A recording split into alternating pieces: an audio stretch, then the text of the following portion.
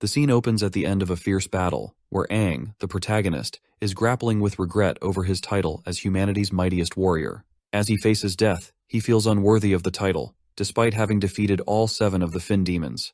However, there remains the 8th Fin demon, which is mentioned in the ancient king's stele. Aang believes that humans often fail to understand the true power of these demons, and he blames himself for not fulfilling the responsibilities of being the mightiest warrior.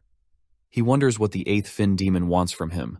As the demon approaches, Aang fears it may seek to mutilate his corpse in retaliation for the deaths of its underlings. As Aang's eyes close, he feels death enveloping him like darkness. After a while, he sees a glimmer of light and opens his eyes to find himself as a young boy, surrounded by many people in an unfamiliar room. He wonders where he is. Looking at his hands, he realizes this does not feel like a dream and is confused about what is happening. He touches his face and is shocked to find that it is not his own. His once ruggedly handsome and charismatic features are gone, and his sturdy physique has vanished. He is deeply concerned about his current whereabouts and identity. It was the Helos urban area, where the third captain, Yahello, was addressing the gathered people. He wanted them to understand clearly what it meant to undertake the warrior examination, and that a warrior embodies protection and hope. He recounted a story from the year 3069, when their planet faced its doomsday. During that time, 6 colossal structures, known as the ancient king's steles, descended from the skies. Creatures, now known as demons, arrived and began massacring humans. After enduring brutal battles against their own extinction, humanity developed a way to fight back using grafting equipment. By recycling the cores found within the demons and equipping themselves with this technology, humans were temporarily granted powers on par with the demons. About 60 years ago, Aang, humanity's mightiest warrior, who was revered as a king by the warriors, led the world's forces against the greatest demonic horde ever recorded. The great battle raged for weeks, painting the world in a crimson hue. Ultimately, the warriors succeeded in defeating the demonic horde, delivering a crushing blow to the demons, and thus granting humanity 60 years of uninterrupted development and growth. Aang was shocked to hear about the events from 60 years ago, and realized he had somehow been transported into the future. Yahello continued, explaining that the victory came at the cost of countless warriors who sacrificed their lives for the greater good, including Aang himself. Reports indicated that Aang had died in battle while fighting against several of the strongest of the 7 Fin demons. That battle marked a turning point for humanity. It cast aside its fear and rose from the darkness, determined to bring about a new dawn. This battle was known as the Battle of Dawn. Aang thought this account was incorrect. He knew that the strongest demon was the 8th Fin demon, and although he was losing consciousness at the time, he had definitely seen it. Even now, humanity remained unaware of the true power of the demons. Yahello continued, emphasizing that without those fallen warriors, no one would be there to uphold the ideals of protection and hope. He asked if they all now understood what it meant to be a warrior. They all agreed. Aang murmured to himself that something was not right. Yahello heard Aang's murmur and approached him, noting that it seemed Aang did not fully understand what it meant to be a warrior. He then asked for Aang's name. Aang hesitated, wondering whether he should reveal that he was Aang, the mightiest warrior of whom they were speaking. He questioned whether they would even believe him, given that he had been transported from 60 years ago into a frail new body. Yahello learned Aang's name and expressed his disapproval, stating that it was disrespectful for such a great name to be borne by someone who could not grasp the fundamental qualities of a warrior. He accused Aang of disrespecting the legacy of the mightiest warrior. In his anger, Yahello punched Aang. Aang was shocked and realized that his current body was so weak it couldn't even respond to such an attack. He never imagined he would bear the same name again. Yahello informed Aang that he would be keeping a close eye on him during the upcoming warrior examination. He then instructed everyone to proceed to the examination grounds for their physical assessment. Lance asked Aang if he was okay and introduced himself, expressing his pleasure at meeting Aang. Lu, visibly angered, reproached Lance for calling Aang by the great name of Aang when he was clearly a weakling. She then asked Aang if he still believed he would possess the same powers just because he shared the name of the mightiest warrior. Aang was taken aback by Lu's arrogance and questioned how she dared to speak so disrespectfully about his name. Lance explained that Lu was a prominent figure among their batch of warrior candidates, known as the Solemn Rakshasi. She was the daughter of the renowned Seto noble family from the Helos urban area. Aang recognized the Seto name as familiar. Lance helped Aang to his feet and inadvertently clicked a picture of the moment, joking that it was a mesmerizing bromance. As Tenny and Lu paused upon noticing the photo, Lu told them to continue. Aang then asked Lu who she was. Lance inquired if Lu took the photo. Aang told her to focus on more important matters. Misa, who had been observing, admitted to taking the picture and introduced herself. She explained that she was captivated by the moment and found it excellent source material for her work. The scene shifts to the physical assessment field. Aang thought to himself that despite his current body's condition, he was still the mightiest warrior. He found it laughable to hear what it meant to be a warrior in front of him, and was confident that his results would surprise everyone. The referee announced that the first physical assessment would be a long-distance endurance test. As the warriors took their positions and the race began, Aang was determined to finish first and set a new record. However, he ended up with the worst time, coming in last. Exhausted, he realized that his body was in worse shape than he had anticipated, and others laughed at his performance. The second test was the explosive arm strength test, in which Aang also finished last and even sprained his wrist. The third test was the explosive leg strength test, requiring participants to jump. Aang's jump was only half the distance of Liu's, who referred to him as an idiot. The referee announced that Aang was in last place in all the physical assessments, achieving the worst results in history. He warned that Aang might be eliminated from the examination. Aang was deeply disappointed by his performance. Misa continued to snap pictures, thinking it might be the last time she captures moments of Aang and Lance together. The referee informed Yacht that, given Aang's results, he was considering eliminating him from the second test. However, Yacht responded that while Aang might seem like a hopeless case, he still deserved the chance to participate in the second round, which would likely be his last assessment. He instructed the start of the second round. The warriors were informed that the second round would soon begin and would determine their synchronization with the grafting equipment. They were directed to proceed to the next assessment site. Aang saw this as his opportunity to prove himself. He remembered that in the past, he had maintained an average synchronization rate above 96%. Despite his current body's lackluster state, synchronization depended on willpower, and he was determined to show those who had laughed at him. As he observed the grafting equipment, which seemed to have advanced 60 years into the future and was remarkably light, he felt a sense of determination. Liu achieved a synchronization rate of 39%, the highest among the candidates, which was expected given her training in the martial family. Someone was eager to make her his girlfriend, and she was indeed dazzling. As she descended, Tenny and others praised her extensively. With an air of confidence, she headed to the lounge. Once there, she was thrilled to learn that she had achieved a 39% synchronization rate. Although she enjoyed the admiration, she decided to keep a low profile and calm down. Aang was impressed by Liu's 39% rate on the first test. Lance remarked on Liu's strength and spirit, noting that there was a fire burning beneath her slender physique. Aang sensed the same fiery presence in her. Lance mentioned that Aang didn't seem nervous. Aang replied that he was accustomed to such situations. The assessment continued. Many newcomers, experiencing the grafting equipment for the first time, displayed pained expressions. Due to the impact from the demon core, their bodies were subjected to extreme strain during their initial grafting. Some participants could not endure the pain and gave up. The warriors who achieved the lowest synchronization rate, with a minimum of 10%, would pass the test. Lance achieved a 24% synchronization rate. Naturally, there were some unexpected results. Misa scored 30% and also passed the test. Yacht commented that the assessment had revealed some promising rookies. A girl noted that, including Misa, there were a total of 6 warriors who had shown exceptional potential in their batch. Yacht acknowledged that while there were some promising candidates, there were still others who sorely lacked the necessary qualities. Finally, it was Aang's turn. Others were mocking him, speculating about what his synchronization rate would be, given his poor performance in the first round of assessments.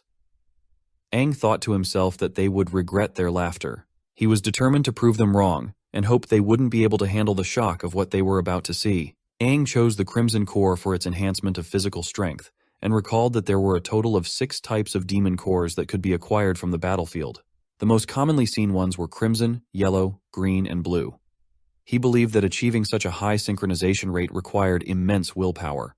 The strength of one's willpower determined how much power they could draw from the demon core and further, how much control they could exert over it. He was asked if he was ready. He agreed, and once the process began, a strong reaction was felt in the lounge, leaving Liu surprised to find it coming from Aang. Aang thought to himself that he would demonstrate the synchronization rate of the mightiest warrior. Lance remarked that Aang was exceptionally strong and had been concealing his power. The staff was astonished when the synchronization rate surged to 40%. Aang was confident that he would easily reach 96%, and his intensity increased. The warriors were astounded as the rate continued to rise, reaching 60%. Yaot was shocked to see the synchronization rate and questioned how such an exaggerated rate was possible, wondering if there was a malfunction. The girl reported that the rate was still rising, reaching 80%. The warriors began to suspect whether Aang was cheating or if there was a problem with the equipment. Aang thought about being referred to as the king by the warriors and resolved to show them what the mightiest warrior could achieve. He wanted them to see the difference in power between them and himself. However, he felt an unusual shift, and his strength began to dissipate, leaving him exhausted. He declared that he would not continue further. One of the men asked if he was playing around, and it turned out that there had been a malfunction. The final result showed a synchronization rate of only 10%. The girl explained to Yaot that the demon core had shattered and was likely an anomalous core, which had caused the abnormal data. Yaot wondered if this was indeed a malfunction. Ultimately, it was confirmed that Aang passed the test with a synchronization rate of 10%. Others commented that it was an anomalous demon core, and that there was no way such a frail body could achieve such a terrifying synchronization rate. Tenny laughed at Aang's expense. Lance approached to check if Aang was all right. Lu, feeling a mix of fear and jealousy, thought there was someone more eye-catching than herself, which she wouldn't tolerate. Lance helped Aang leave the area. Aang reflected on how mature he had become, realizing that his competitiveness with the others had been a good thing, and he was relieved to have passed the test. Misa happily took pictures of Lance with Aang. As Aang sat in the lounge, he wondered about the earlier event, feeling as though something from deep within had drained his strength in a single breath, a phenomenon he had never experienced before. Despite his willpower raising the synchronization rate to 80%, even a low-quality core shouldn't have shattered like that. Yaot arrived to congratulate them on making it to the final round of the examination, the real combat exercise. For Tenny, it would be their first time fighting against demons. He hoped that they would all pass the next phase safely. A man then instructed them to proceed to the third examination ground. Aang, feeling unwell, walked with a sense of foreboding, muttering that he felt he might die. As he left, Yaot noticed Aang's broken crimson core and became intrigued by his power. Yaot was curious to see how Aang would perform in the upcoming fog hunt round. They gathered in front of the gate, which was about to open. Aang thought about how it would be his first time stepping outside and reflected on how humans had lived in isolated settlements for years, with the area beyond the wall perpetually shrouded in thick fog. They were instructed to stop wasting time, proceed quietly, and check their equipment thoroughly before talking, or else they risked death. Aang pondered the new core he had received. He didn't believe the core itself was the issue, but his strength had vanished suddenly, as if something within him had rejected the core. He wondered if this was a side effect of time travel. As he moved forward, he sensed the presence of demons. Shockwaves emanated from him, reaching a nearby cave where a demon was seated. The demon, feeling a presence stronger than itself, was taken aback. Aang wondered if these were the demons he had sensed, as something within him began to resonate for an unknown reason. Just as he was contemplating this, Lu urged him to move ahead. He apologized for the delay, and Lance approached to ask if there was a problem. Aang started to say something, but before he could finish, a man instructed him, Misa, and 3 others to form a team. Since everyone else was ready, there was no need to wait. They should catch up with the group ahead. Misa wondered if forming a team with them was part of Aang's plan. He replied that he hadn't considered it. Lu urged them not to linger and to move ahead. She had felt anxious earlier, worried that no one would team up with her. Lance then asked Aang to join him, and Misa took a photo of the group, announcing that their team was now formed. The dispelling stele was a black-colored structure made from durable minerals. One of its minerals had a special property that dispels fog within a certain distance. The examiner explained that they would be undertaking the exam as a team of 4. He assumed they were all aware of the exam's nature, which was the fog hunt. Each team member would receive a combat knife and a mini fog-dispelling device, made from the same material as the stele. Their mission was straightforward. The fog hunt was the final obstacle every new recruit must face in the fog-covered world. A warrior must be mindful of the dangers that lurk in the fog. Becoming a warrior involves more than just having a capable physique. It requires facing one's fears and confronting the unknown as a team. They must awaken the hunter within them, defeat the demons that appear, and only then will they truly earn the title of a warrior. The examination for the first team concluded, and the second team was instructed to prepare. Yoshi, Joel, and Yaot observed the scene from the gate. Yoshi noted that there were several promising new talents in the group, but her focus was clearly on Lu. She inquired about Joel's and Yaot's opinions. Joel responded that Lu, coming from a martial family with a proper upbringing, had the potential to become a fine warrior. Yacht added that there were multiple individuals to watch, specifically mentioning Aang. Yacht had investigated Aang's core personally, but had found no faults. He remained curious about what had really happened during the earlier event. Yoshi patted Yacht on the head, calling him Tang Tang, and asked what he was thinking. Yacht asked her not to use that nickname. Joel commented that only Yoshi could make Tang Tang blush. Yoshi then inquired if they had assessed the demon levels, emphasizing that only non-finned demons should appear within the exam ground. Yacht reassured her not to worry. They had been monitoring the area for several days to ensure the exam would proceed safely, confirming that no finned demons were within a safe distance of Helos town. Joel added that even if a finned demon did appear, they would intervene to protect the future warriors. The next group's exam was completed, and it was now time for the 10th group. Liu, who was in this group along with Aang, prepared to start. As Aang picked up the small container, Liu took it from him and rushed ahead, eager to demonstrate her skills. Aang wondered why someone would be so intent on showing off. Tinny quickly followed Liu, jumping to place the container in its designated spot. Yoshi commented that Liu's recovery core was impressive, noting that her dexterity was on par with the blue agility cores, which reflected her martial family background. Soon, demons began to attack. Aang instructed the group to engage the demons, and Lance leaped into action, delivering a powerful punch. Yacht remarked that Lance's performance was commendable, and that he had already harnessed his core's strength effectively. Aang drew his knife, advising each person to target a single demon. Teeny complied and charged into battle. Misa slashed at one demon multiple times, eventually killing it. Lance also eliminated a demon with a single punch. Joel noted that the coordination between Misa and Lance was excellent, with Misa showcasing impressive moves and maximizing the agility cores. Yacht reminded them not to focus too much on any one person. Liu then drove her knife into a demon, causing it to burst apart. Now it was Aang's turn to showcase his skills.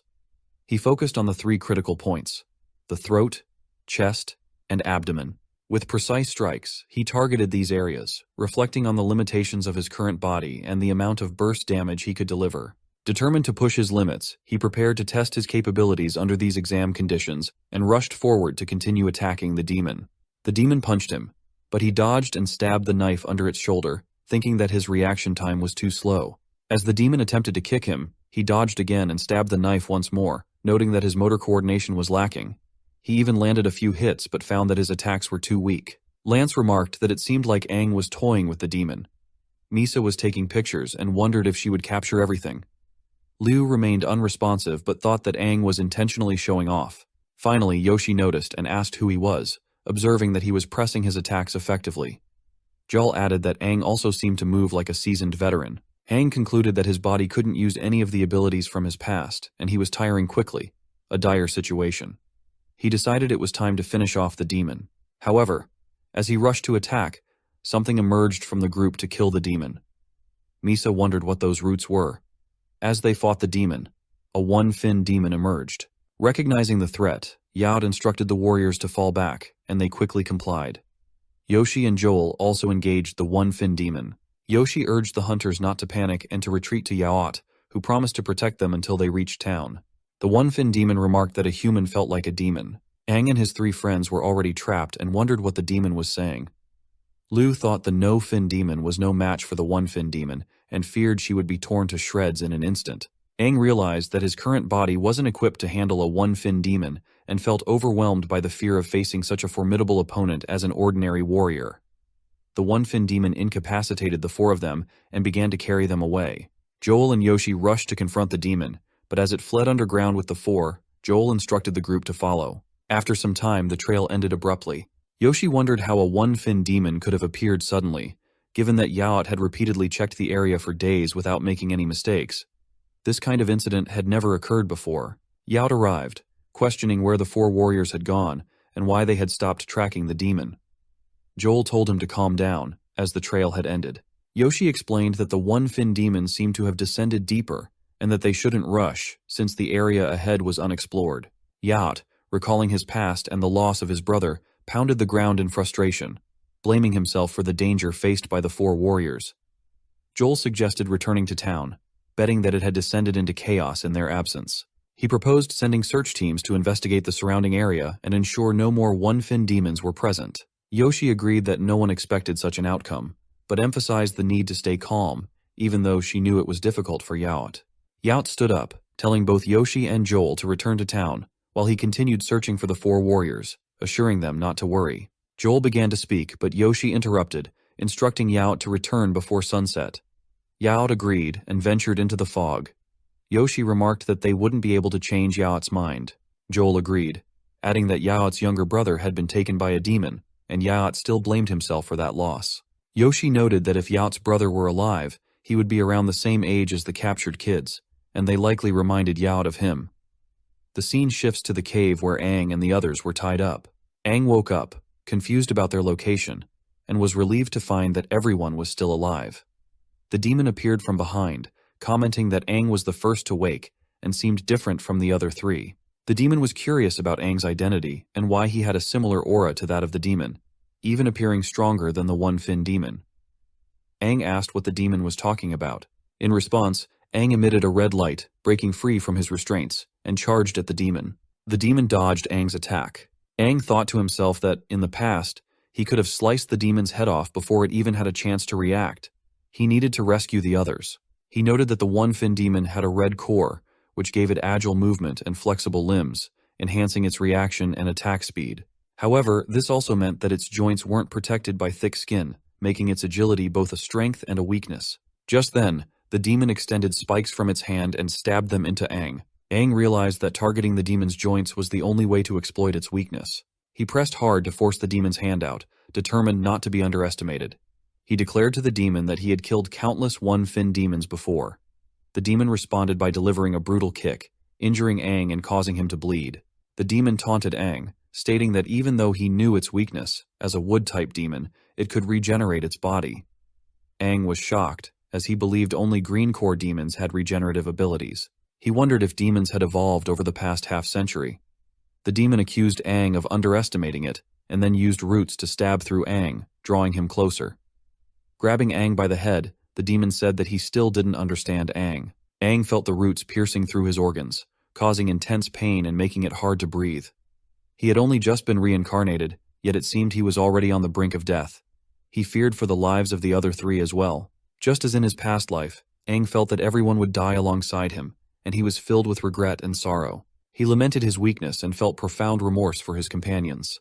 The one-fin demon, sensing Aang's weakness, decided to consume him in order to evolve. However, as the demon prepared to eat Aang, another demon within Aang questioned if the one-fin demon planned to consume him. It pondered whether, if Aang died, the demon's plan would be thwarted and expressed frustration at having to use its remaining consciousness in such a dire situation.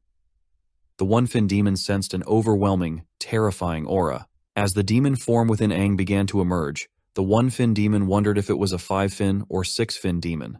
The release of energy from Aang's demon was immense, causing tremendous pressure and sending waves of power into the sky. The one-fin demon was struck with fear as the eight-fin demon revealed itself. The eight-fin demon declared itself the strongest red core demon and the king of the one-fin demon. Terrified, the one-fin demon addressed the eight-fin demon as Crimson. Meanwhile, Yacht continued his search, dispatching all the demons that crossed his path. After a while, he paused and reported that he had searched the surrounding area, but had only encountered 2 no-finned demons. He felt that the 4 candidates were not there and resolved to continue searching until he found them before sunset. He also noticed a massive energy flux in the distance and wondered what it could be, speculating if the candidates might be involved. Aang, on the other hand, expressed his surprise at emerging in such a dark and sunless place. He demanded that the final demon answer truthfully whether he had disappeared and if the other 5 were still reigning as King Finns. The final demon confirmed that nothing had changed since then. Aang remarked that it seemed the demons were existing relatively peacefully. Anger surged within him as he recalled the events from 60 years ago and questioned whether they had forgotten what they had done to him. He then attacked the final demon, expressing his frustration. He lamented that, despite choosing the body of the mightiest warrior as his vessel, it had proven to be so weak after time traveling, leaving him deeply disappointed. Aang was frustrated that he was wasting the last of his consciousness on such a trivial situation. If he wished to reveal himself again, he would need to wait until he was fully awakened. He had to wait for the mightiest warrior to gradually regain his full memories. The final demon explained that the fin memory Aang referred to was associated with their evolution. Aang noted that the protrusions on their knees and the number of fins they had indicated their level. When they grew new fins, they required fin memory, a trait unique to their kind. This was why they were always stronger than other races. and the warrior Aang currently embodied was the same as them. However, they could only evolve after devouring a demon of the same level. Aang needed to consume demons of a higher level to awaken the fin memory and evolve. The final demon said this would be a gift from the 8-finned demon. He pledged to support the 8-finned demon and serve him with all his abilities. The 8-finned demon replied that he was unworthy, and his only value was to enable Aang to awaken his fin memories. He had already prepared the first stage for Aang and didn't want to disappoint him in future leveling. The 8-finned demon needed Aang to slowly awaken to the 8 fins, and when the time came, the 8-finned demon would awaken from his deep slumber. He then merged back into Aang. Aang was reminded of the past, where he and a boy were gravely injured. A man had told Aang that he wouldn't die because a girl was waiting for him. Aang had questioned why the man wasn't dying, and noted that his face was changing. He opened his eyes in the present and wondered if he was dreaming. Realizing these were old memories, he was taken aback. The curtains opened, revealing Liu, Misa, and Lance, who were delighted to see Aang awake. Aang was shocked to see them. Misa noticed a change in Aang's hair and jokingly asked if the demon had taken him to a barber. Aang, confused, asked what she was talking about, and then inquired about their well-being, recalling that they had been taken underground by the final demon. Yacht entered, noting that Aang seemed to know everything, and asked him to explain what had happened underground. The other 2 captains were present as well, and Aang asked why they were there. Yoshi explained that Yacht had brought them back. Referring to him as Tang Tang, Yoshi noticed the others' confusion. Joel added that Yacht had found the 4 of them lying unconscious in a cave. It was fortunate that the 1-finned demon was found there. Otherwise, it would have been difficult to bring them all back. Yoshi mentioned that the 3 others, besides Aang, had awakened after a while, but had no recollection of what happened inside the cave. Only Aang remained unconscious and had undergone some changes. She handed him a mirror to show him his altered hair and asked him to try to recall something from the underground cave. Aang was shocked by his appearance and wondered what had happened to him. Everything that had occurred after his time travel was beyond his understanding. He remembered losing consciousness after being hit in the cave but couldn't recall anything beyond that. He debated whether to tell them about his time travel, but decided against it, realizing it would be troublesome. They might not believe him and could think he had lost his mind. Instead, he resolved to continue operating under his current identity and focus on understanding what was happening. Aang mentioned that he briefly regained consciousness and realized they were in an underground cave. He fainted again shortly afterward and didn't know what happened next. Yacht wondered if he might be overthinking things. However, upon arriving at the scene, he noticed blood on the walls. Joel approached Aang and pointed out that the name associated with him was the same as that of the mightiest warrior. He noted that while Aang's fighting skills were impressive, he was still lacking in certain areas. Joel asked if Aang had fought demons before. Aang denied, explaining that while he was interested in combat and had done extensive research on demons, he had no direct experience fighting them. Yoshi remarked that Aang seemed well-studied, and advised Yaot not to give up on training such a promising warrior.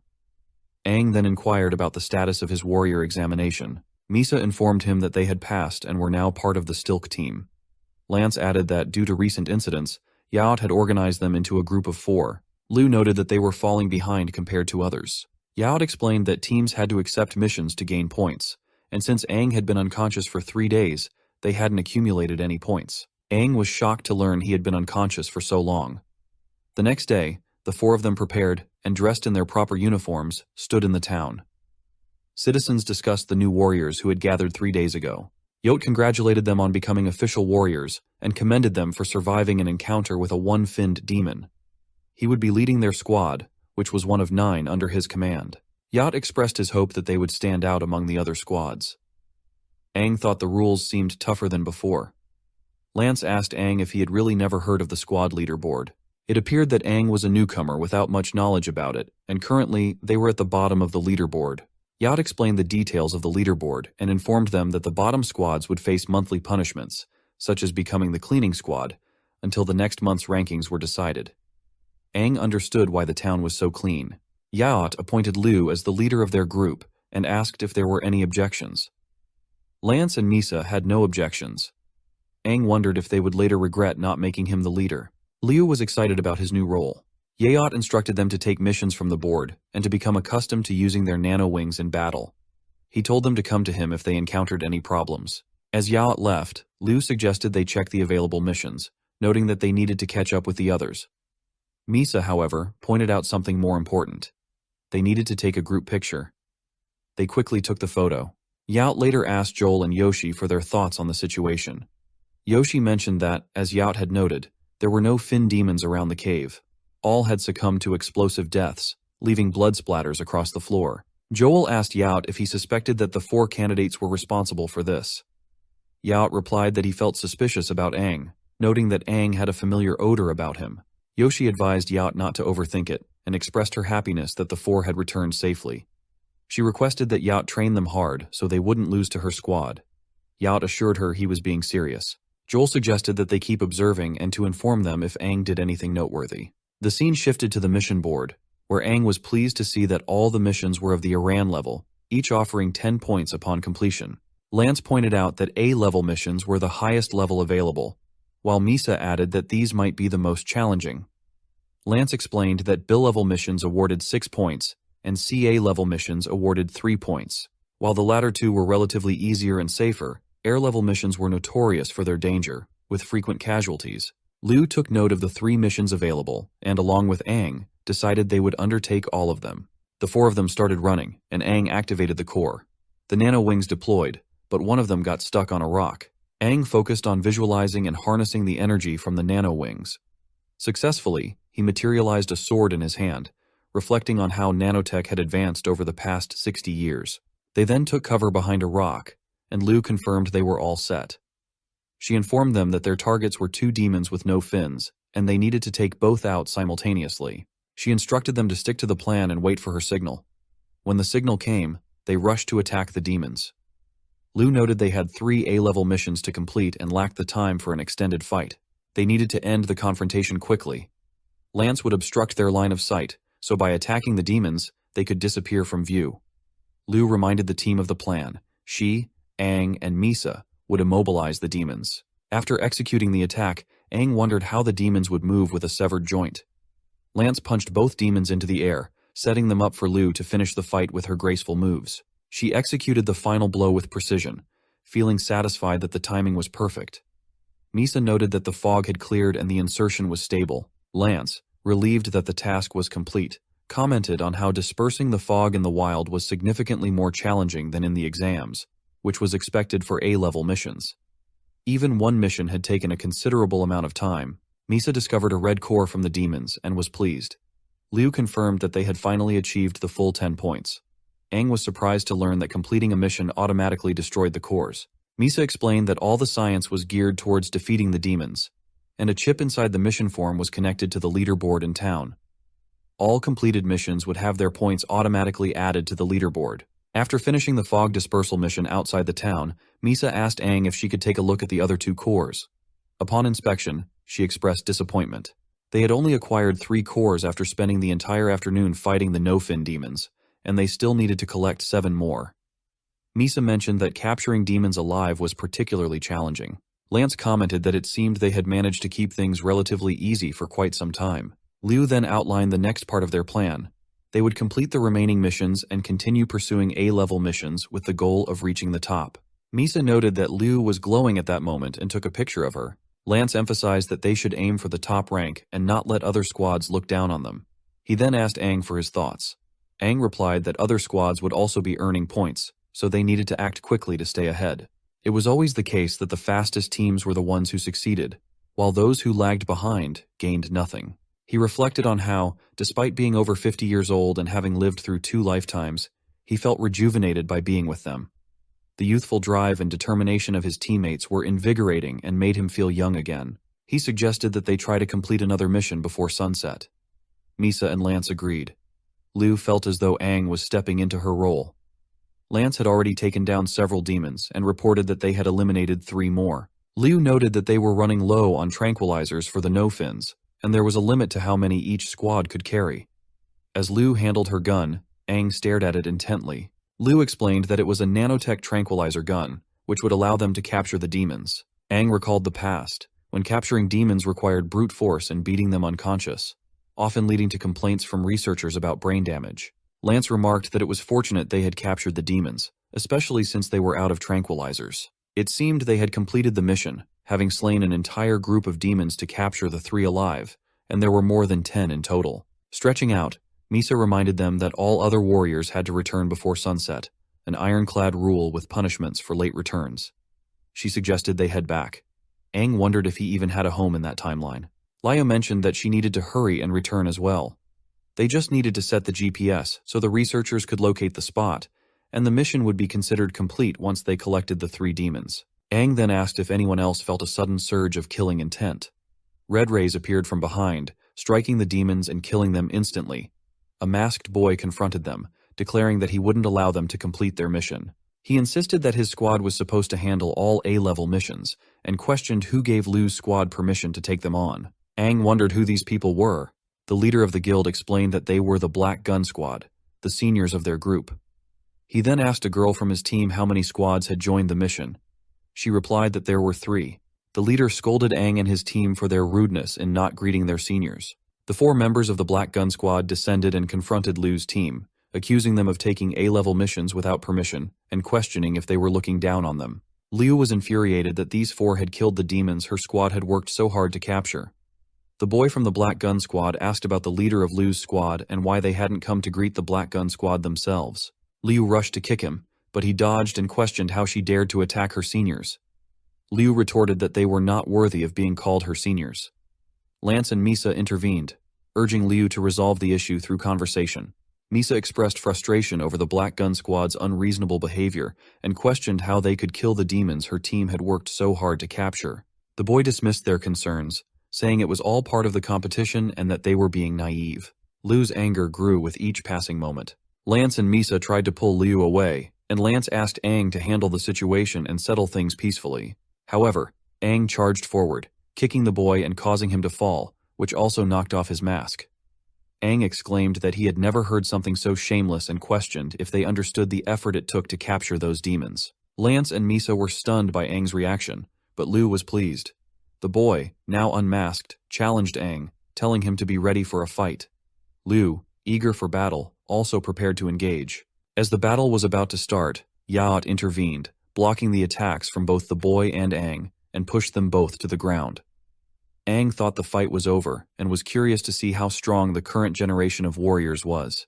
Yaot, visibly angry, reminded everyone that the sun was about to set and that they were still causing trouble. He warned them not to provoke the demons. The boy then claimed that they were attacked by others. Liu questioned why he was speaking to the captain. Misa revealed that she had photos of the Black Gun Squad killing the demons that Liu's squad had captured. Lance asked when Misa had taken these photos. Yaot clarified that they were the ones who had taken the A rank mission. Liu reported that the mission had been successful until the Black Gun Squad interfered. Yaot acknowledged this, explaining that while the interference seemed unreasonable, similar situations had occurred with the Black Gun Squad when they were new. Yaot stated that he would not involve himself further. It was up to the squads to resolve their conflicts on their own. The only thing that mattered was the points at kata, and while direct harm or endangerment of others was not allowed, other methods to achieve mission goals were permitted. The rules were the same for everyone, and they would face even more despicable situations in the future, though not insignificant ones like this. Yaot had only stopped their duel because the sun was setting, so he instructed everyone to return to the town immediately. He told the Black Gun Squad that it was shameful for them to let a rookie squad handle A-level missions, and advised them to go back and reconsider their actions. As the boy was leaving, he asked Aang to dare reveal his name. Aang provided his name, and the boy, feeling a bit unsettled, turned to his friends and questioned if they had heard that Aang was the name of the mightiest warrior. The boy declared that he wouldn't allow Aang and his squad to take points easily and vowed to make them the last ones. Pointing to the injury on his face, he promised to make Aang pay for it. He put his mask back on and instructed his squad to leave. As they departed, Yaot remarked that while the Black Gun Squad might not be the strongest, they were known for their swift and decisive actions and would likely go out of their way to sabotage Liu's squad's missions. Their team leader also used a gun. Although the boy hadn't shown his gun, Yaot admitted that he was quite strong for a rookie. If everyone had fought seriously, the outcome might have been different. Yaot then told the 4 of them to head back to town. Liu, contemplating the situation, saw Aang standing there and asked why he had acted so recklessly. She also expressed her appreciation for his kick. Lance invited Aang to his home for dinner that evening, but Aang declined. Lance inquired if Aang had a secret plan, to which Aang agreed. He thought he would focus on capturing 3 demons alive that day. At night, an announcement warned people not to leave the tower for their own safety. Aang stood to the side, reflecting on how he had only heard the announcement and seen no one walking around. He guessed that with the entire town under lockdown, there wouldn't be much to do, and he planned to check out his home after completing his mission. He noted that the security at the main gate was lax, observing only a solitary guard. He wondered if they were understaffed, or if they simply didn't expect anyone to attempt leaving at night. Seeing the gap in the gate wide enough for him to slip through, he prepared to go. Just then, Liu approached and noted that she had anticipated his actions. She was clearly excited and mentioned that she knew he had planned to go out at night when he had previously hinted at it. Aang replied that her observation was making him nervous. Liu then asked why he was out at such a late hour and if he was going somewhere specific.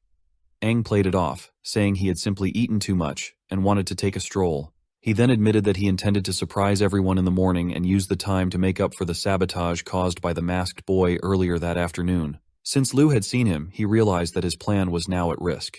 As Aang entered the town, Liu caught up with him and asked about his plans. She remarked that she felt like a genius and was looking forward to seeing the masked guy's utterly confused face in the morning. Aang asked why she was snickering. Liu claimed she wasn't, but her amusement was evident.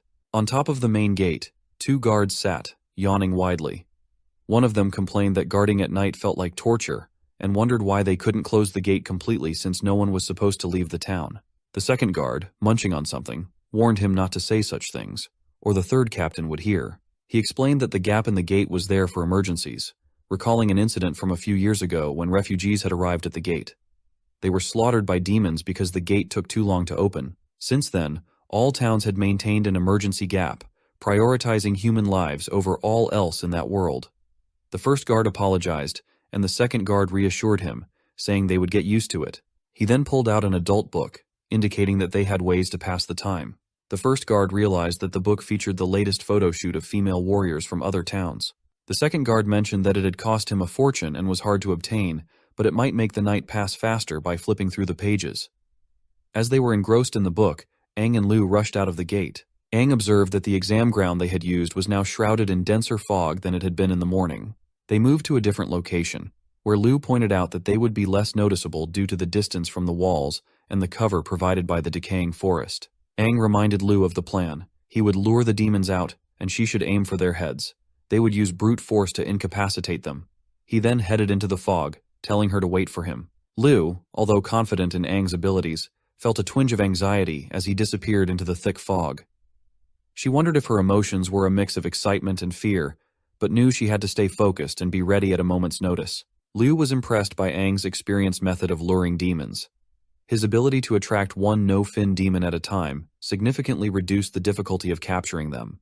From Liu's perspective, the novel approach of using brute force was both exciting and refreshing. She quickly adapted to this new style and progressed rapidly. When Aang signaled her to attack, Liu moved swiftly, and together, their movements were light and precise, as if they were playing with the demon.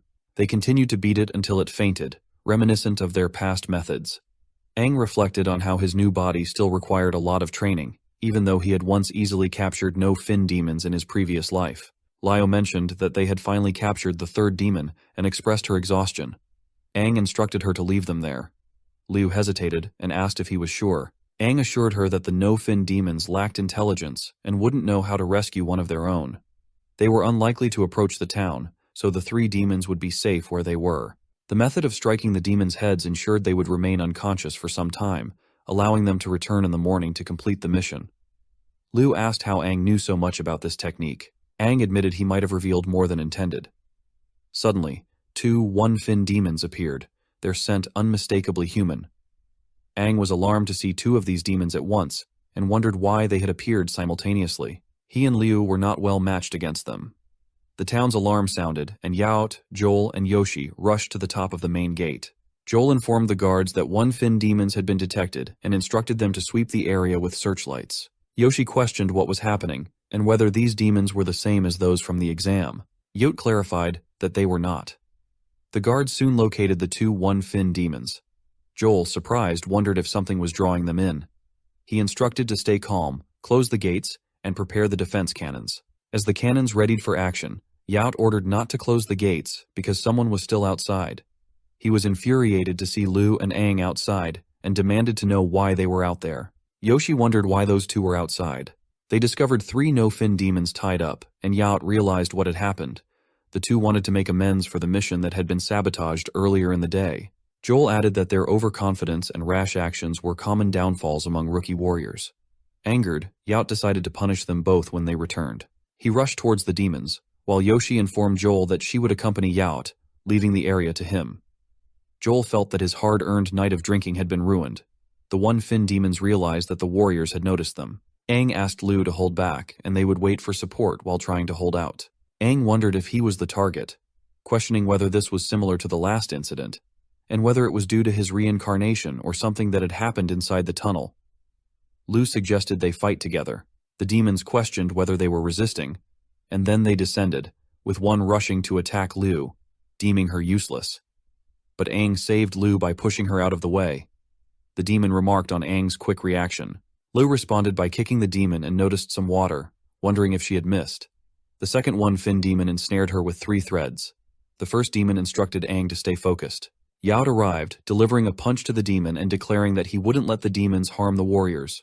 He reassured everyone to stay calm, stating that everything was under control. Yoshi observed that the demons seemed to be a blue core water type and a red core earth type. She decided to prioritize saving Liu. The earth-type demon commented that it was fortunate he had blocked the attack, or he might have lost his head. Joel, assessing the situation, wondered if they were at a standstill, and then ordered to hold the defense cannons.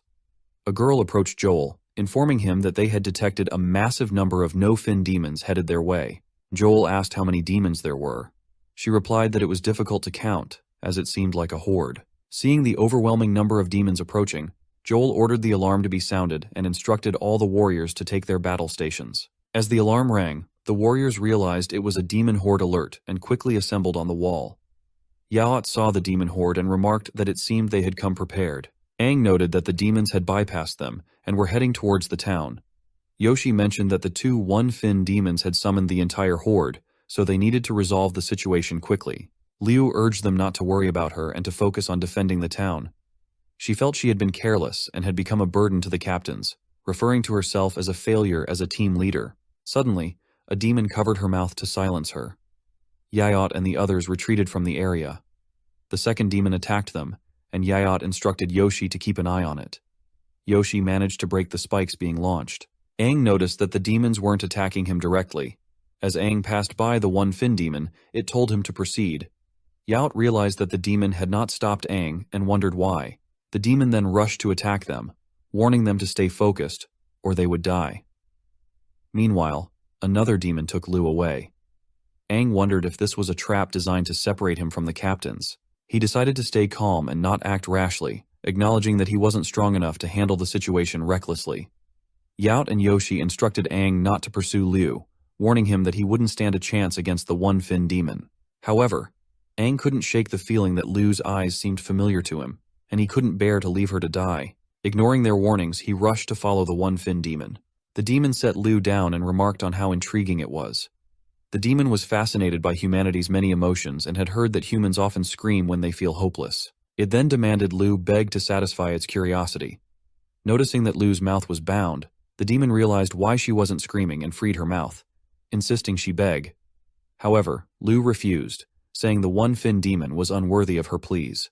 The demon questioned whether it wasn't worthy, to which Liu responded that she came from a martial family and would not kneel to an enemy, as showing weakness was a disgrace. She demanded either death or combat. Infuriated by her defiance, the demon struck her, declaring she would die. At that moment, Aang arrived, demanding the demon release Liu. Liu, surprised to see Aang alone, questioned why he had come by himself. The demon was pleased to see the bait had worked and that Aang, the main target, had arrived. Liu wondered why Aang was the target. Aang asked Liu if she was all right. She confirmed she was and asked why he had come alone, as he would not be able to keep up with the one-fin demon. She urged him to run away.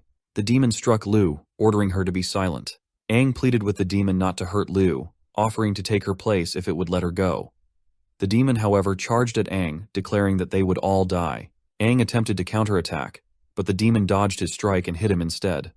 Aang realized that his body was struggling to react quickly enough to the demon's attacks. The demon remarked that Aang smelled like them, and expressed curiosity about why. Aang wondered if the demon was of the water type, and noted that demons had evolved significantly over the past 50 years, gaining numerous attributes. His own frail body could only mimic past movements, rendering him unable to use his abilities effectively, which meant he wouldn't last long in this fight. Liu was worried, realizing that Aang would die if things continued this way, and she cursed him for coming alone. Determined not to remain passive, she resolved to take action. Meanwhile, Aang was battling the demon and seized an opportunity to strike. The demon taunted Aang, noting that he had already killed a one-fin demon in the cave, questioning why he appeared so weak now. Aang replied that he didn't understand the demon's comments and asked when he had ever liked a one-fin demon, finding the accusation nonsensical. The demon told Aang that he didn't like his tone and would punish him accordingly. He performed a strange and painful act on Aang, warning that if he lied, he would die. Then he attacked Aang, causing him to fall back and become entangled with several trees. Aang, in agony, wondered if the demon had ruptured all his organs. Liu, seeing Aang suffering, felt a sense of urgency to help.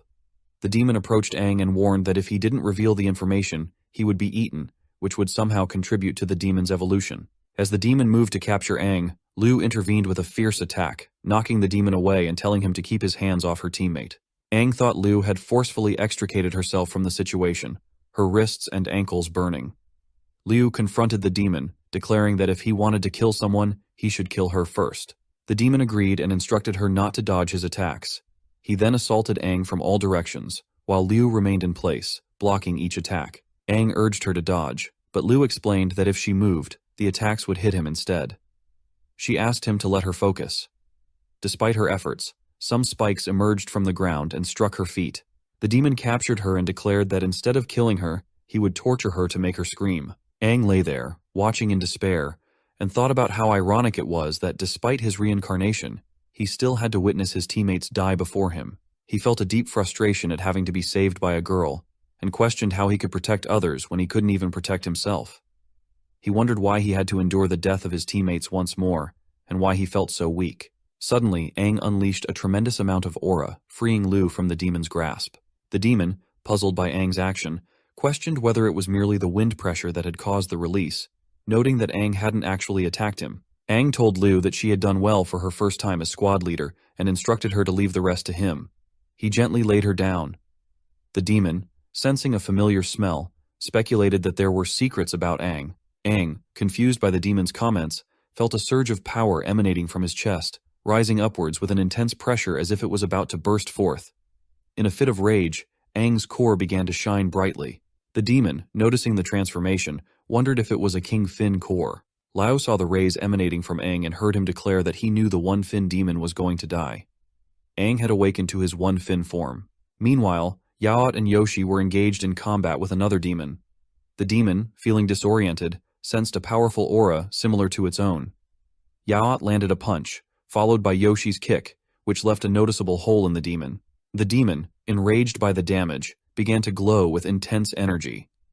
Yoshi noted that it was self-destructing and asked Yaot what he planned to do while she prepared to protect him.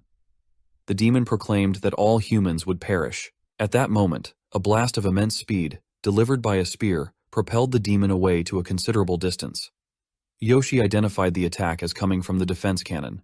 Joel, along with the others, was battling the no-fin demons and noted the sheer number of them, realizing there seemed to be no end. He reported that the horde was advancing and called for Yoshi and Yaot to join him. Yoshi instructed Yaot that they needed to return to the town immediately. Yaot then wondered if Liu had asked about Aang. Yoshi acknowledged that she understood Yaot's feelings, but reminded him that their roles extended beyond that of mere captains. They were warriors first. They hurried back to assist the town. The one-fin demon questioned Aang about his similarity to them, wondering if he was a one-fin demon himself. Despite Aang's apparent strength, the demon was perplexed by the presence of human fins, which seemed impossible. Aang speculated that his reincarnation might have granted him the powers of demons, and that he might be able to change things in the future. He then used his healing power on Liu. The one-fin demon was astonished and inquired if Aang was of the wood type. Aang responded that he vaguely remembered certain things, possibly because he had absorbed a one-fin wood-type demon. He suspected that he could gain the water-type powers by absorbing a one-fin water-type demon. The one-fin demon was taken aback by the level of power Aang exhibited, which he had never seen before. Aang summoned roots to appear behind him and declared that he was seeking to harness the power of the demon. The demon was terrified to learn that Aang had absorbed a wood-type demon. Aang found it intriguing, noting that he had never seen demons show fear in his previous life. He approached the demon closely and challenged it to attack him with everything it had, wanting to gauge the demon's current strength. The demon questioned whether Aang was a demon or a human before launching an attack. Aang wondered if this was elemental control and recalled that the wood-type demon he had absorbed could perform similar feats. Tentacles emerged to grasp the demon, and Aang remarked that it didn't seem particularly challenging. He made the demon experience pain, prompting it to resort to its trump card. The demon unleashed water whips against Aang, but he managed to dodge them. The demon then charged at Aang with renewed ferocity, declaring that he would not kill the demon. Unlike the water type, the wolf type had its own unique characteristics. The demon struck Aang, laughing and boasting that Aang would never understand the true strength of a demon. As he spoke, he delivered a powerful kick to Aang. Aang fell, crashing into the trees, and admitted that the demon was right. He didn't fully understand the strength of a demon. He reflected that if the demon had known how quickly he could learn, it would have realized that Aang was the mightiest warrior. To defeat the demon, Aang needed to continually learn and adapt to its strength. The demon speculated whether this was a result of wood-type recovery, and Aang understood instantly. Determined, Aang charged at the demon. The demon was ensnared by the roots, and Aang seized its face, stating that he had grown bored of their fight. The demon felt something strange within its body before its form was blasted apart. Despite the destruction, its face and water crystal remained intact, and the demon claimed it could disperse its body. Aang countered that while the demon's body might be dispersible, the core, the most crucial part, could not be. He noted the demon's overconfidence and then proceeded to extract the demon's core. He explained that even if the demon were a 7-fin type, it would still die if its core was destroyed. Aang took the water core and crushed it, drinking its essence to absorb its power. Aang noted that it didn't taste bad. The demon inside him urged him to consume more demons and kill the humans. As he slashed at Lu's shield, Aang struggled to suppress the demon within him. He wondered how he could ever kill his own teammate, realizing that he could never do that, and was determined to save her. He pleaded with the demon inside him to leave him alone. The scene shifts to the main gate of the town, where the warriors were fighting against the no-fin demons. Lance observed that the demons were slowly climbing up and, while punching them, asked Misa where Lu and Aang were, noting that only those two were missing. As Misa continued to dispatch demons, she mentioned having heard some warriors talk about two who had sneaked out and were targeted by a one-fin demon. She speculated that these could be Aang and Lu. Lance was shocked to hear that the two had sneaked out. Misa asked him to stop pressing her for information, explaining that the two were indeed targeted by the one-fin demons, and she had no idea what had happened to them. She also wondered why the one-fin demons had appeared so suddenly. Lance instructed her to focus on the demon horde for the time being and continue fighting. Finally, Yoshi and Yacht joined the battle. Joel asked about their cores. Yacht replied that the depletion rate was under control and that Yoshi's core should be in a similar condition. Yoshi asked Joel if he had any plans. Joel explained that since Yoshi and Yacht had killed a one-fin demon, the attacks of the normal demons had weakened. However, the other one-fin demon was not present, and the remaining demons were behaving like a leaderless mob without any clear motive, despite the fact that no fin demons lacked complex thoughts. Joel suggested that they exploit the demons' fear of death. By instilling fear and wearing down their will to fight, they could buy time for the warriors on the wall to regroup. He instructed Yoshi and Yaot to take care of their own cores and to make their next move as impactful as possible. Both agreed, and they ascended to a high position.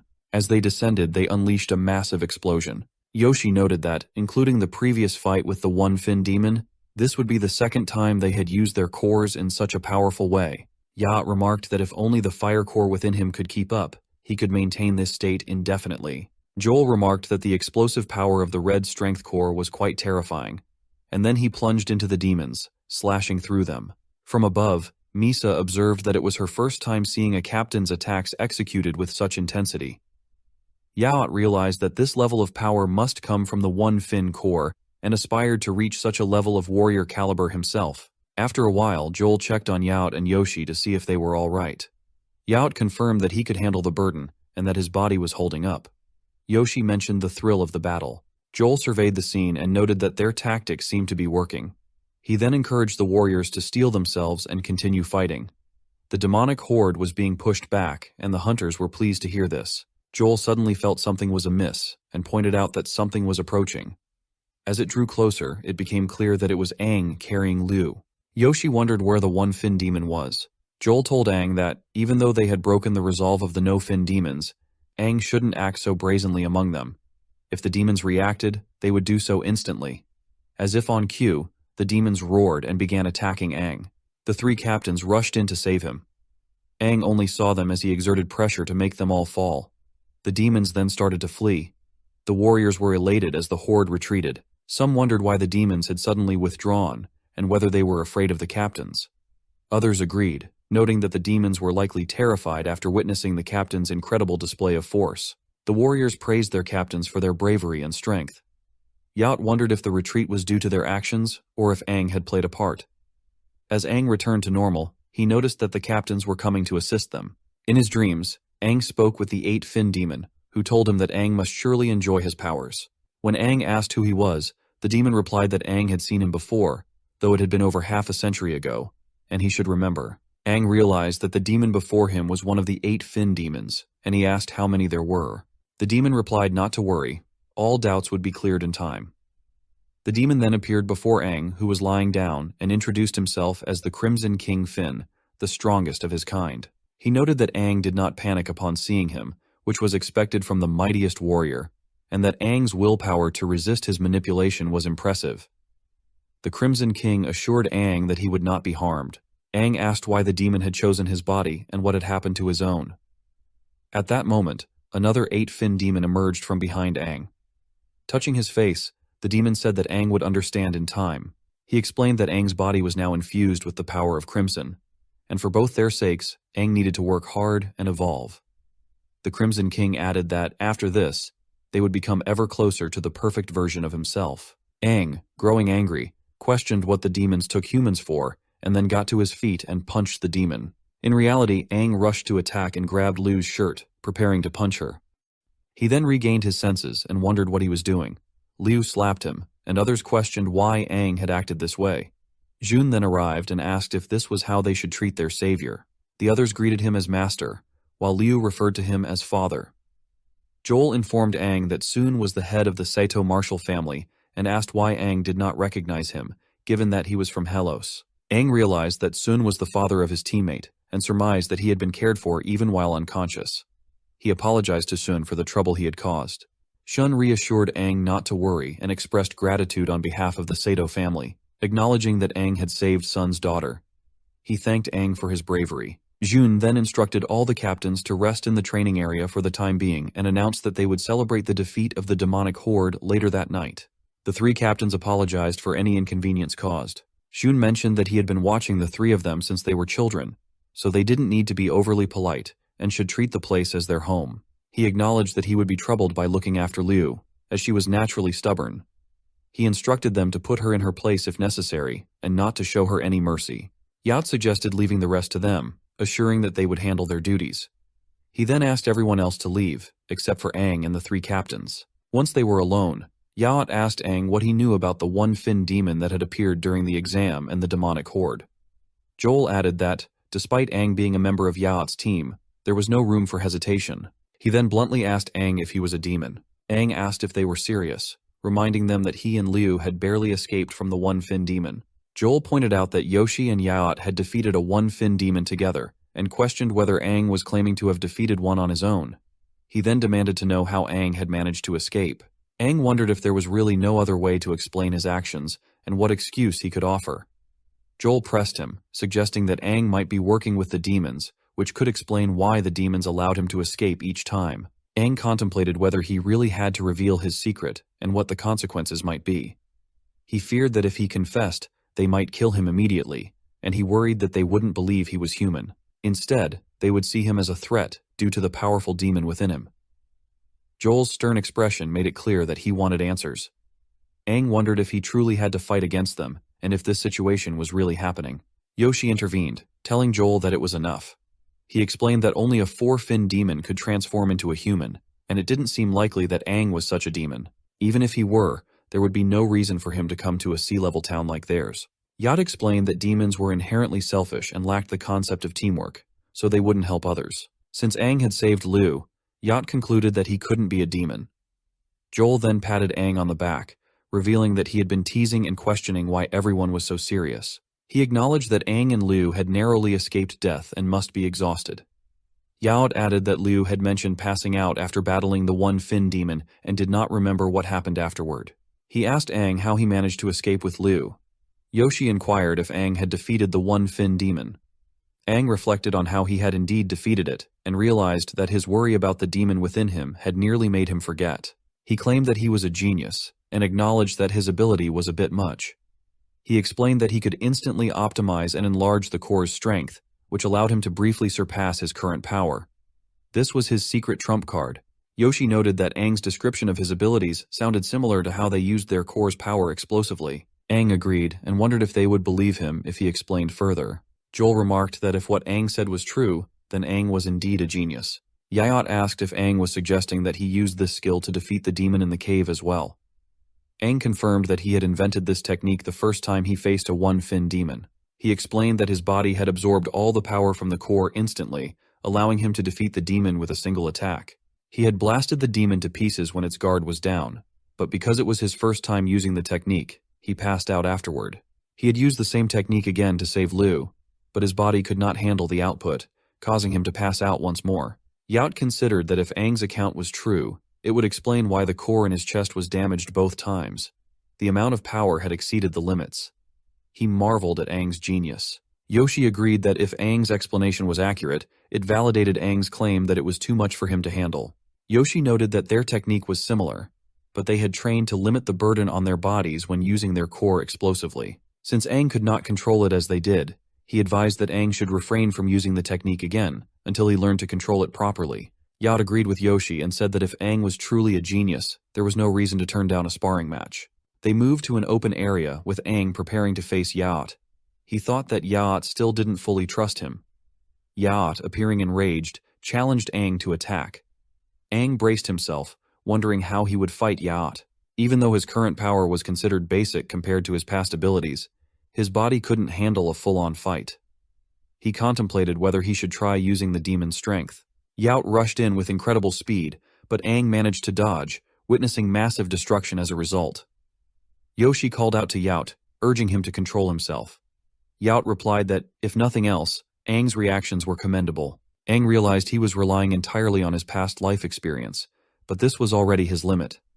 As Yacht attacked again, Aang dodged and noticed that Yacht was causing extensive damage to the arena, treating it as if it were his own home.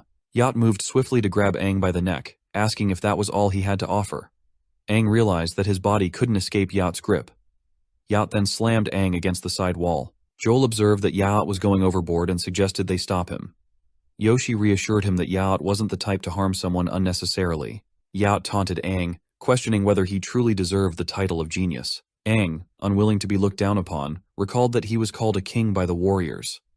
He thought that if Yacht knew who he really was, he might view Aang differently. Since Aang had claimed to be a genius, he felt compelled to demonstrate something worthy of the title. Acknowledging his reincarnation, Aang decided to stop adhering to his old limitations. He resolved to use the demon's power within him, considering that Yacht, being a 209-month-old child himself, wouldn't mind a little trickery. Aang unleashed his aura, surprising Yoshi. He challenged Yacht, saying it was his turn to attack. Yacht sensed something unusual in the air. Aang believed that by harnessing the demon's power, he could even enhance the synchronization rate of the low-quality core in his chest. It seemed he could unlock the body's full potential merely by altering his consciousness. Joel wondered if he could also sense this increase in synchronization. Yoshi questioned whether it was truly possible for an obscure sea-level town like Helos to produce someone as talented as Aang. Yacht noticed that Aang's synchronization rate had risen to 40% and was still climbing. Liu's rate was at 39%, and Aang had surpassed her. Aang instructed Yacht to stay focused before rushing in to punch him. Yacht realized that Aang was now twice as fast and that his own performance had improved. Aang mentioned that it was merely a feint.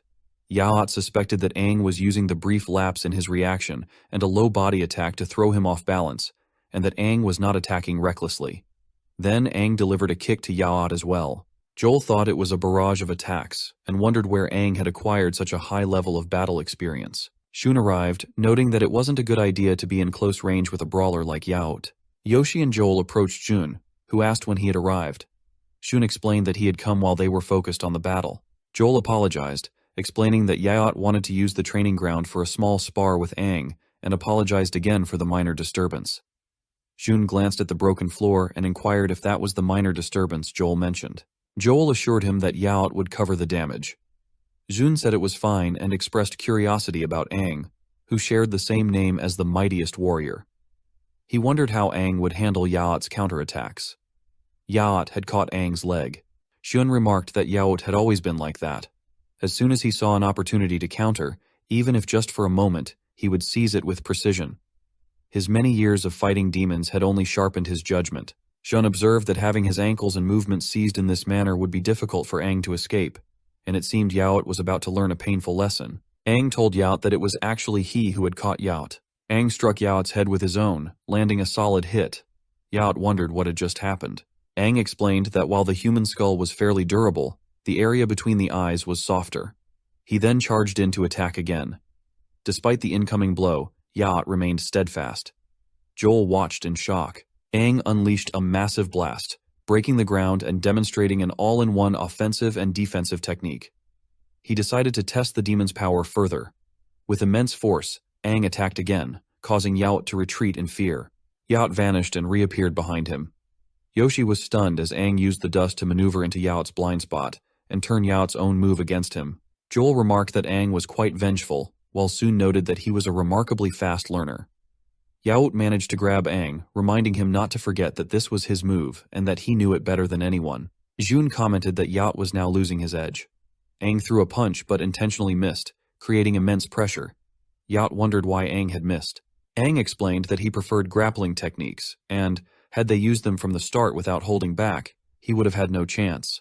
Yaot took a hit to the head, which blurred his vision and caused him to misjudge the situation momentarily. Seizing the opportunity, Aang managed to gain the upper hand. Now, everyone believed in his skill. Shun continued to wonder about Aang's true abilities. At that moment, the gate opened, and Misa, carrying a lance, along with Liu, entered. Misa asked what was happening, noting that dinner was almost ready, and Liu's family had prepared some exquisite dishes in a large room. She was shocked by the destruction around them. Aang explained that most of the damage was the captain's fault. Liu inquired if this had been a sparring match. Joel told Yaot that he had lost. Aang mentioned that he often forgot against demons, and the sudden change in the opponent's size and style had caught him off guard. Shun advised them to set aside formalities.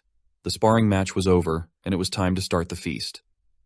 Aang expressed his hunger and thanked Shun for the invitation. Shun reflected on Aang's determination, power, restraint, and incredible battle experience, noting that Aang had shown remarkable potential and had not gone overboard, allowing Yaot to save face. Jun then asked Liu if she was interested in Aang, which shocked her. Everyone gathered to sit down for dinner. Shun raised a drink and asked to be allowed to speak on behalf of the town, expressing gratitude for their protection and honoring the warriors who had fought until their last breath. He said they were eternally grateful and praised Aang for his incredible actions, particularly for saving Liu. Aang stood up, saying there was no need for thanks. As he was about to take a sip of alcohol, Yaot punched him, reminding him that he was not old enough to consume it. Aang responded, stating that he was 18 and questioned if Yaot didn't have to be 18 to participate in the warrior exam. Yoshi noted that Yaot had seized the opportunity to retaliate. Shun dismissed the incident, saying it was fine and that being of age was important. Liu recalled her earlier conversation with Shun, where he had mentioned observing their match. Jun had remarked that the lady was very skilled, and that Aang's talents and potential were on par with hers. He suggested that if Aang was as capable as he appeared, a self-reliant girl like Liu might indeed fall for him. Liu wondered about this and thought that Aang was somewhat foolish. Liu stopped her reflections as Misa began eating, noting how luxurious the food was. Misa commented on the quality and remarked that it felt like riding on the finest of coats. Lance asked Aang how he had managed to defeat the one-fin demon, suggesting that Aang must have been incredible. Yacht explained that Aang had been able to forcibly extract a large amount of power from the core, temporarily surpassing his usual limits in strength and power. Yoshi added that it was similar to how captains utilize the core, but Aang must have taken a life-threatening risk to achieve such a burst of power to escape certain death. This approach was incredibly dangerous. Without proper training, it placed a massive burden on his body, and repeated use could lead to irreparable damage. Joel mentioned that while allowing Aang and Yacht to spar had been enlightening, Aang's power was surprising. However, he needed more training, or his body might not withstand the strain. Aang thought to himself that if he revealed he had absorbed the cores of two one-fin demons and possessed the healing capabilities of a wood-type demon, which allowed him to rapidly recover from backlash, it might be too much information. He decided it was better to let them believe he used a similar technique to the captains to draw more power from the core. He confirmed that the captains were correct, and that's why he had passed out afterward. It was clear he needed to train his body significantly. Lance expressed surprise at Aang's abilities and remarked on how incredible he was, hoping they wouldn't fall behind. Liu marveled at Aang's capabilities, understanding now why he was able to save her. Yacht mentioned that they had initially intended to punish Aang and Lu for their actions during the Nightmare Expedition. However, seeing that they had both defeated a one-fin demon, they decided to let it slide, though he warned them not to repeat such behavior. Joel noted that there was no time to relax, as the squad competition was still ongoing. Yoshi pointed out that Lu's squad was currently in last place and needed to give their all from the following day. Aang stated that his squad's goal was to achieve the top rank.